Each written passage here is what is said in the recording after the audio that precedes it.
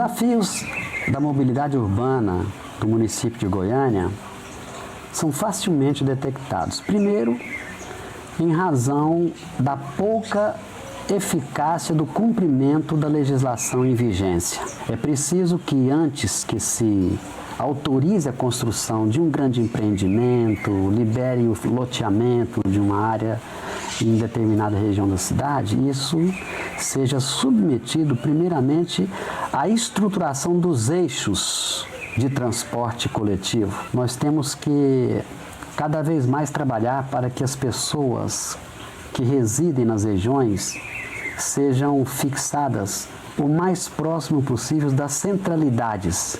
Ou seja, o trabalhador ele tem que estar sempre mais próximo do seu local de trabalho.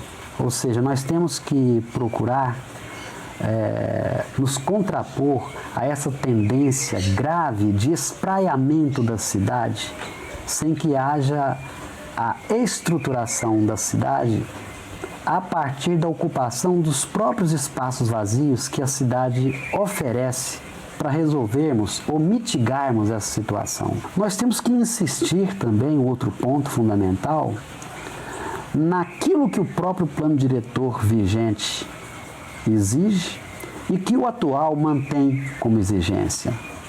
A estruturação dos corredores dedicados, exclusivos ou preferenciais ao sistema de transporte coletivo na dimensão metropolitana. E considerando mesmo que a própria região metropolitana de Goiânia já tem um projeto conceitual que prevê a construção de toda a região de 206 quilômetros de corredores exclusivos preferenciais, ao contrário do que nós temos na prática, que não chega a 30 quilômetros. Nós temos, enquanto gestores da cidade, que irmos lá no Código Tributário e abrir a possibilidade de se criar mecanismos de financiamento do próprio sistema, para que ele deixe de depender única e exclusivamente do pagamento, do fator tarifário. É preciso que haja integração de outros modais, como,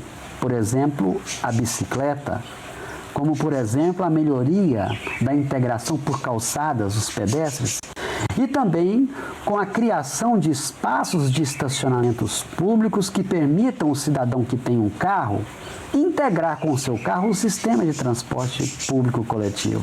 E o fundamental que nós precisamos de considerar é a participação da população nas políticas, na elaboração e execução e monitoramento das políticas públicas de transporte coletivo de toda a região metropolitana.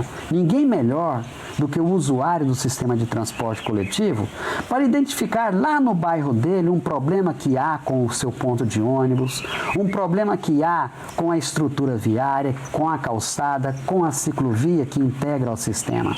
Mas essa é uma experiência que, do ponto de vista da mobilidade, tem dado certo em cidades como Medellín, como Santiago do Chile, como Cali, na Colômbia, como Bogotá, como Montevidéu, Guadalajara. Um sistema de mobilidade mais racional, mais adequado e moderno, na medida em que nós buscarmos contemplar o conceito de compactação da cidade, reduzir as distâncias das pessoas com seus locais de trabalho, seus locais de entretenimento, de lazer, com seus locais de estudo. A cidade ela tem que ser mais de pessoas e menos de automóveis, menos de transporte individual motorizado, menos de carros. Goiânia tem salvação para o transporte porque nós temos um marco regulatório, um conjunto de legislação que nos permite melhorar a eficiência, harmonizar os conflitos da cidade. O que nós não temos é a eficiência no cumprimento da legislação. Isso certamente vai também evoluir e garantir um ambiente de economia muito mais satisfatório, que é o que acontece nas cidades inteligentes, que é o que acontece nas cidades onde a mobilidade urbana é o fator indutor do desenvolvimento físico-territorial de toda a região em que ela está inserida. O que nós temos que entender também é que Goiânia ainda está muito inacessível o critério, os conceitos de acessibilidade ainda não estão minimamente contemplados na gestão da cidade de Goiânia, que é a maior de toda a região metropolitana.